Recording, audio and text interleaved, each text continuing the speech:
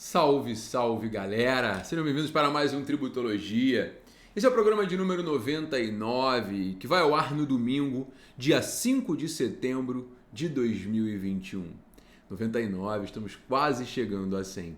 Pessoal, muito obrigado pelo carinho, muito obrigado pelo retorno. Eu estou muito feliz com o resultado da Tributologia, muito feliz com os comentários, muito feliz com a avaliação de vocês.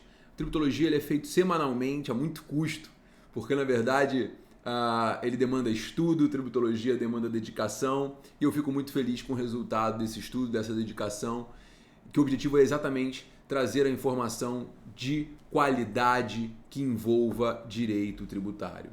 E hoje, no Tributologia de hoje, não tem como ser diferente. Eu preciso falar da aprovação pela Câmara da reforma do imposto de renda.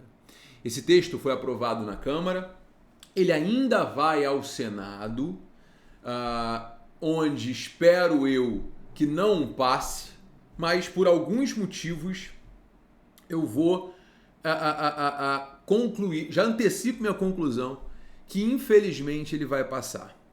Mas a gente tem muita coisa para falar, eu separei diversos pontos aqui dessa reforma do imposto de renda, que são pontos relevantes, que são pontos importantíssimos e que você que atua com direito tributário, simplesmente você que é contador, administrador, você que é empresário, precisa saber, precisa ter noção do que está acontecendo no Brasil. Bom, num histórico breve, nós tínhamos uma ideia de reforma tributária, uma reforma tributária ampla, que mexesse no sistema tributário brasileiro, uma reforma tributária ampla, que trouxesse uma melhoria na regressividade do nosso sistema, com a unificação de vários impostos que incidem sobre a produção e a circulação, incluindo algumas contribuições. Havia duas propostas de reforma tributária que tramitavam no Congresso. Uma PEC que tramitava na Câmara, uma PEC que tramitava no Senado, eram as PECs 45 e 110. O governo federal, então, num dado momento, decide fazer uma reforma fatiada. Em 2020, faz um projeto de lei para que fosse substituído o PIS e a COFINS para a CBS. Um projeto de lei extremamente malfadado, mal ajambrado, mal elaborado, com diversos vícios de constitucionalidade, ou seja, um projeto de lei bastante complexo e que não chegaria a lugar algum. Esse projeto de lei foi, inclusive, esquecido na Câmara. E agora, em 2021, o governo então vem com uma ideia de segunda fatia, que acabou sendo a primeira, com o PL 2337. Nesse PL 2337, o governo, que se dizia até então liberal, decide aumentar a carga tributária, tributando a distribuição de lucros, como se todos os problemas do Brasil fossem a distribuição de lucros dos empresários. Mas o governo focou nisso e trouxe um pacote de maldades que era, na verdade, uma reforma de imposto de renda e não uma reforma tributária. E, aos trancos e barrancos, mais ou menos parecido com uma corrida maluca, muitos de vocês estão me ouvindo aqui no podcast, estão me assistindo no YouTube, não lembram da corrida maluca, né? Mas tinha lá Penélope Charmosa, enfim, Dick Vigarista, e efetivamente nessa corrida maluca o governo consegue aprovar um projeto de lei que é ruim para todo mundo. É ruim para o próprio governo, é ruim para o contribuinte, é ruim para estados, é ruim para o município, mas aprovou na calada da noite, numa votação vapt-vupt, deixando para o dia seguinte a aprovação e a análise de determinados destaques que já foram votados e falaremos sobre eles aqui. Eu separei os pontos principais da reforma tributária, ou melhor, da reforma de imposto de renda feita pelo governo federal. A versão aprovada pela Câmara prevê uma alíquota de imposto de renda da pessoa jurídica reduzida. Essa alíquota de imposto de renda da pessoa jurídica hoje ela é de 15%, com um adicional de 10% quando o resultado positivo, quando o lucro da empresa ultrapassa 20 mil mensais. Eu vou falar dessa forma porque há uma variação com relação ao lucro presumido e ao lucro real, mas dá uma média de 20 mil mensais, tá? A empresa que ultrapassa 20 mil mensais de lucro, além dos 15%, ela vai pagar mais 10% sobre aquilo que ultrapassa. O governo federal, então, reduz essa alíquota para 8%. A alíquota base sai de 15% para 8%. A alíquota base, então, sai de 15% para 8%, mais o adicional de 10% que foi intocado. Então, a gente tem uma redução realmente do imposto de renda da pessoa jurídica bastante relevante. Essa redução do imposto de renda da pessoa jurídica, ela vai se dar de 25%, né, para efetivamente 18%, ou seja, temos uma boa redução. Mas essa redução somente será possível com a instituição do adicional de 1,5% da CEFEM, que é a compensação financeira pela exploração de recursos minerais. Ou seja, o governo opta, então, por tributar de forma mais pesada os commodities, a exploração mineral. Ou seja, a exploração mineral ganha 1,5% de CEFEM para a proposta, né, o projeto de lei, reduzir a alíquota base do imposto de renda de 15% para 8%. Essa redução, independentemente da CEFEM, ela já gera uma perda de arrecadação para o governo. Ela é ótima para o empresário, mas gera uma perda de arrecadação para o governo, que será relevante em períodos de necessidade de austeridade fiscal, com gastos elevadíssimos. Também foi um tiro que saiu pela culatra, porque a ideia inicial do governo era uma redução de 2,5%, ou seja, uma alíquota que sairia de 15% para 12,5% e não de 15% para 8%. O governo acabou, na sua correria, na sua forma atabalhoada de apresentar uma reforma ruim, cruel, acabou, nesse ponto, se dando mal. Além disso, há uma redução prevista de CSLL, que é a contribuição social sobre o lucro líquido.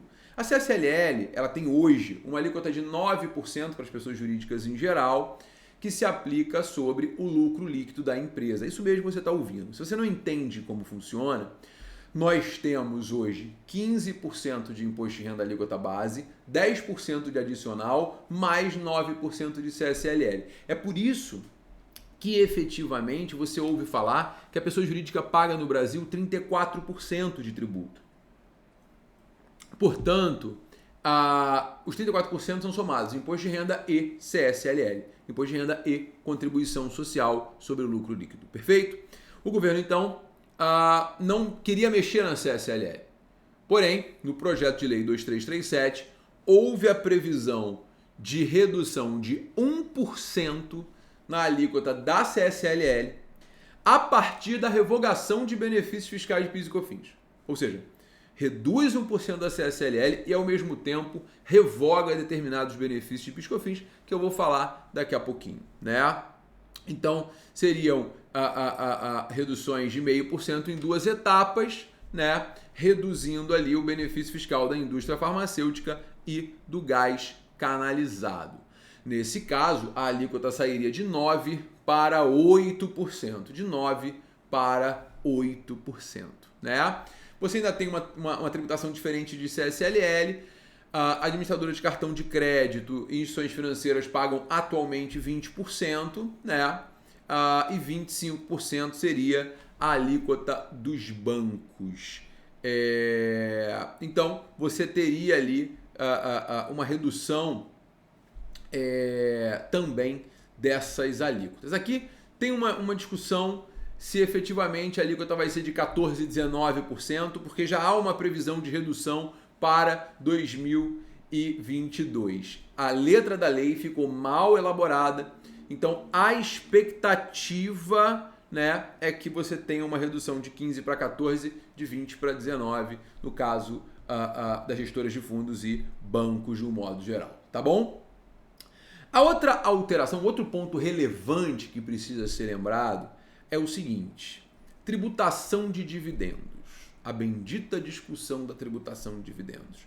O governo reduziu a alíquota da pessoa jurídica e ampliou a tributação na pessoa física com a tributação de dividendos. Na Câmara, na primeira votação, foram 20%, o destaque foi votado no dia seguinte, a redução foi para 15%. Então, a distribuição de lucros e dividendos por pessoas jurídicas a partir de 2022 será tributada em 15% na fonte.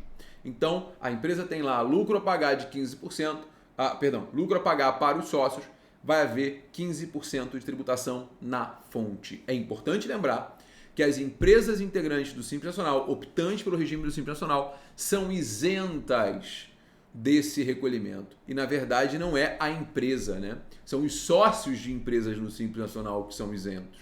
E, além disso, pessoas jurídicas no lucro presumido com faturamento inferior a 4,8 milhões de reais no ano também serão isentos. Então, se você é sócio de uma microempresa ou empresa de pequeno porte optante pelo Simples Nacional, ou não, uma empresa de lucro presumido que fatura até 4,8 milhões de reais por ano, continuará recebendo a distribuição de lucros e dividendos sem pagar imposto. Aqui eu tenho uma crítica técnica, uma crítica econômica e uma crítica jurídica, né? Por quê? Qual é o problema dessa isenção? O governo federal ele vai sair profundamente prejudicado nessa reforma. O governo federal tinha que trabalhar para essa reforma não ser aprovada, na verdade, né? Por um motivo muito simples. Porque efetivamente haverá um estímulo fortíssimo para que pessoas jurídicas passem a ser Simples Nacional. Já existe esse estímulo hoje, com a tributação de dividendos, esse estímulo vai ser ainda maior. Veremos muitas empresas se fracionando, veremos muitas empresas se dividindo, veremos muitas empresas passando por processos de cisão, exatamente para adequar o seu orçamento, o seu recebimento ao regime do Simples Nacional.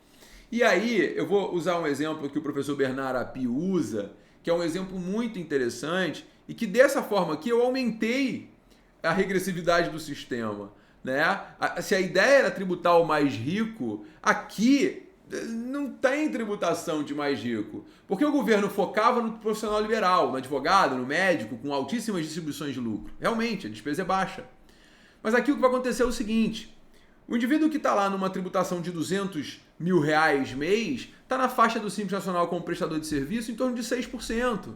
Ou seja, 200 mil reais mês ele vai pagar 6% de tributação na pessoa jurídica e vai distribuir o lucro isento. Já está pagando menos tributo que a própria secretária. Ou seja, se a ideia do governo era tributar o mais rico, não tributou. Errou feio e vai perder a arrecadação, não tem a menor dúvida. Vai perder a arrecadação. E aí ainda tem um outro fator relevante aqui, que não pode ser deixado de lado. Um outro fator relevante que não pode ser deixado de lado, vai ter muita empresa deixando dinheiro no balanço. Não vai distribuir lucro, não vai distribuir lucro. Ah, Gabriel, é só pagar a despesa da pessoa física na pessoa jurídica. Aí não. Aí isso não vai acontecer, porque o governo colocou todas as empresas no regime de DDL, de fiscalização por DDL, distribuição disfarçada de lucros, para verificar se há distribuição disfarçada de lucros, né? De modo que, por exemplo, configura a distribuição disfarçada de lucros, se a empresa aliena ou compra por valor distinto do mercado, bem ou direito a uma pessoa que está ela ligada, quando há empréstimo uma pessoa ligada, se há lucro para distribuir, se há pagamento de aluguel, royalties, juros, enfim, essas hipóteses vão ser fiscalizadas pela Receita com lupa para verificar se não há distribuição disfarçada de lucros, tá? Também não seria assim tão fácil quanto parece, mas que vai haver a quantidade absurda de cisões, eu não tenho a menor dúvida disso. Menor dúvida disso. Nós teremos realmente uma grande quantidade de cisões e uma grande quantidade de novas empresas nascendo para poder pulverizar a distribuição de lucro. Tá bom? Beleza? Então eu creio que aqui o tiro também saiu pela culatra. O governo se deu mal nesse projeto de lei, que é péssimo para o Brasil. Todo mundo sai perdendo, como eu tenho dito. Tá? Além disso, o PL 2337 acaba com a sistemática do juros sobre capital próprio. Juros sobre capital próprio, é um pagamento aos sócios que é dedutível do imposto de renda da CSLL para as empresas que optam pela apuração do imposto de renda no lucro real, tá? Então, o que acontece? Hoje, muitas empresas optam por remunerar os seus sócios por meio de juros sobre capital próprio, reduzindo a base de cálculo do imposto de renda da pessoa jurídica e da CSLL e pagando o sócio o imposto de renda respectivo. JCP acaba, zera no Brasil. E é interessante, que era uma coisa que só tinha aqui, era uma jabuticaba sim, mas era uma jabuticaba interessante, tão interessante que a própria Europa está buscando instituir JCP hoje. Enquanto a gente conversa, a Europa discute a criação de JCP. Então, assim, não é algo que efetivamente seja bom para o Brasil, pelo contrário, as grandes investidoras estrangeiras, elas realmente pagam muita JCP aos sócios, tá? Além disso, tem um detalhe interessante, que é o imposto de renda da pessoa física, né? E aí está o apelo popular, né? O apelo popular é que com a proposta do governo, nós temos uma atualização da base de cálculo, a isenção sai de R$ 1.900 para quem ganha até R$ 2.500. Realmente vai dar um alívio no bolso do trabalhador. Depois as alíquotas são progressivas, então elas vão subindo com 7,5% para quem ganha de 2.500 até 3.200, 15% para quem ganha de 3.200 a 4.650, 22,5% para quem ganha de 4.250 a 5.300 e 27,5% para quem ganha acima de 5.300. Vai ser um alívio para a população e vai realmente ser uma porrada nos cofres do governo, né, que vai perder também a arrecadação. Então, o que acontece? Além disso, você ainda tem um desconto simplificado, que no projeto de lei original acabava para quem ganhava acima de 40 mil. O desconto simplificado continua mantido para as pessoas físicas, tá? Para as pessoas físicas. E aí, galera, tem um último ponto que eu queria tratar, que era com relação à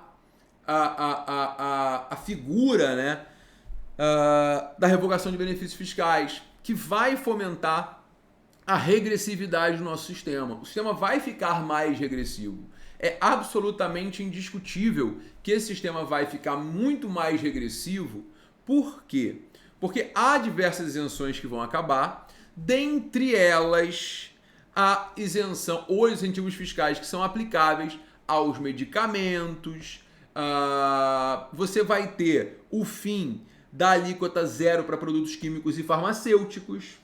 Você não tem mais crédito presumido de PIS e COFINS aos produtores e importadores de medicamentos.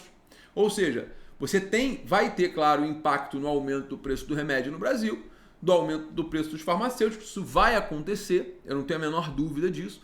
E aí você tem uma incongruência, né? Que ao mesmo tempo você mantém o incentivo fiscal com relação ao imposto de importação e IPI de aeronaves e embarcações. Ou seja, você amplia o custo do medicamento, você amplia o custo dos fármacos e você mantém um benefício fiscal para importação de aeronave e embarcação. Ou seja, não tem lógica, né? Não tem lógica. E além disso, o PL 2337 revoga integralmente a lei que prevê alíquota zero para o PIS e para a COFINS na venda de gás natural e carvão. Ou seja, a Lei 10.312 de 2001, ela é integralmente revogada. Se hoje combustível já está caro, energia elétrica também, imagina como vai ficar. Porque o preço da energia subiu em razão da utilização das termoelétricas, que usam carvão para poder... carvão e gás natural, né? Para poder gerar energia. Então, nesse caso especificamente, a gente vai ter mais um impacto inflacionário. Ou seja, é uma lei extremamente ruim para todas as pessoas. É uma lei extremamente ruim para todas as pessoas. E aí eu vou além. Essa lei gera um impacto negativo para estados e municípios. Para estados e municípios que vão perder arrecadação e já estão reclamando.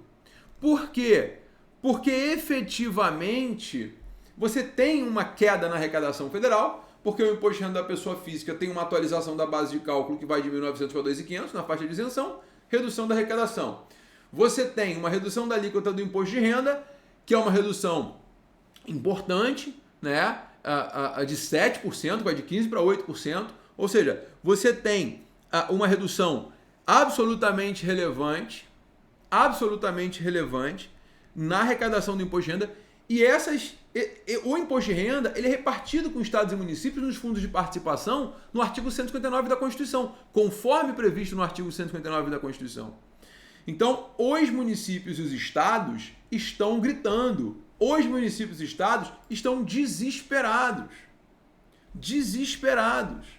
Por quê? Porque efetivamente vão perder a arrecadação com essa reforma tributária. Então, no final das contas, né, nós temos um aumento da regressividade do sistema.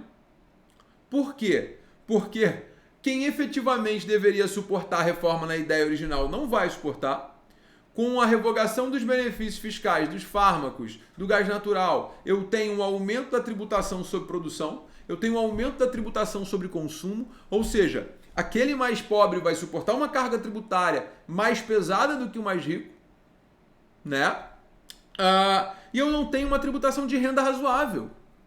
Ou seja, eu vou criar um desestímulo ao investimento, porque eu acabei com os juros do capital próprio, tributei a distribuição de lucro, eu estou estimulando o surgimento de empresas no Simples Nacional, que vai reduzir a carga tributária, e ao mesmo tempo eu estou aumentando a tributação sobre produção e consumo.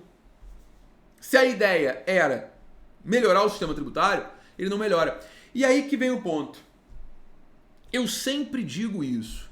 Na vida, nos negócios, no trabalho, em tudo aquilo que você faz, você tem que saber onde você quer chegar.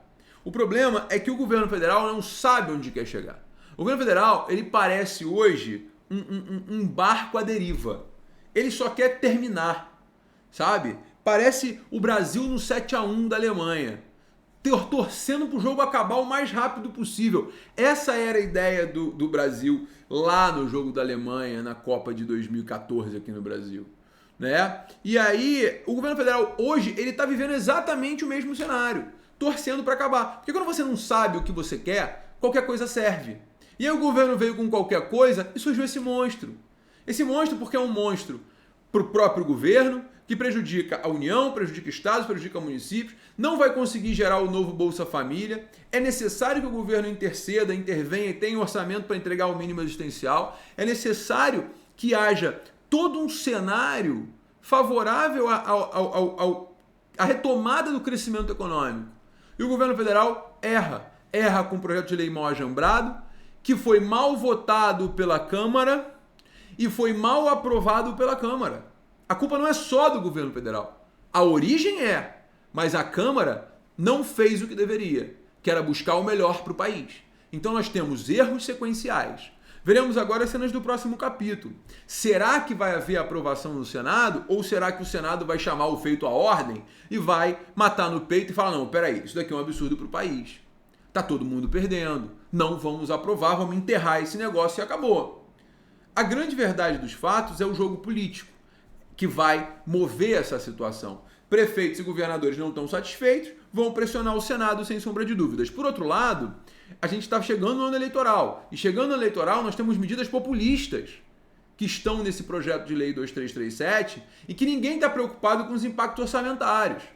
Medidas populistas, como, por exemplo, a atualização da base de cálculo do imposto de renda, que era uma promessa de campanha do presidente e que está sendo atendida.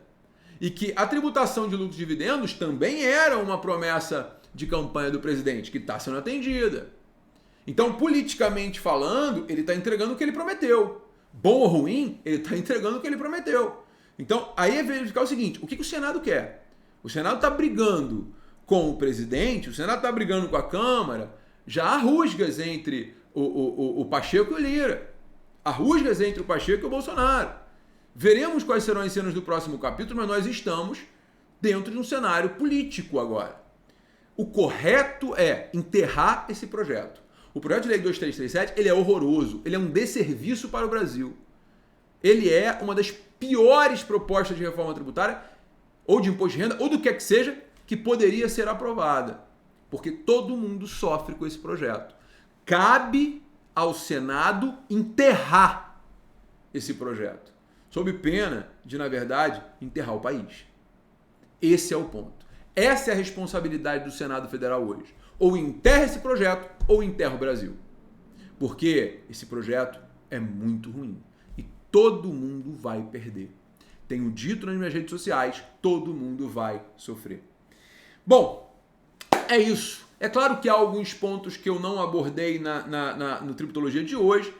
Eu vou abordar em outro momento, porque realmente são várias alterações possíveis. Tem a questão que envolve voto de qualidade no CARF, né? Tem a questão da tributação de fundos, ou seja, tem realmente alguns pontos ainda que eu não abordei aqui, mas o meu foco aqui era abordar os pontos principais do projeto de lei aprovado pela Câmara. Espero que você tenha ficado feliz e satisfeito com as informações trazidas. Espero que você termine esse Tributologia um pouco mais informado sobre o direito tributário. Muito obrigado pela sua audiência, muito obrigado pelo seu carinho. Se você gostou desse vídeo, curta, por favor. Curta, compartilhe, mande para o maior número de pessoas possível. Quem sabe algum senador assiste, porque não houve nenhum debate técnico sobre essa reforma que foi aprovada na Câmara. E certamente um debate técnico é fundamental. Curta, compartilhe, mande para o maior número de pessoas possível. E se você está ouvindo nesse podcast, dá o seu like também, dá a sua avaliação, porque também é muito importante ter o seu feedback. Muito obrigado pela sua audiência, muito obrigado pelo seu carinho. E na semana que vem nós estamos no Tributologia de número 100. Será o 100º Tributologia. Gente, muito obrigado por tudo e semana que vem tem mais. Um beijo enorme. Tchau, tchau, galera.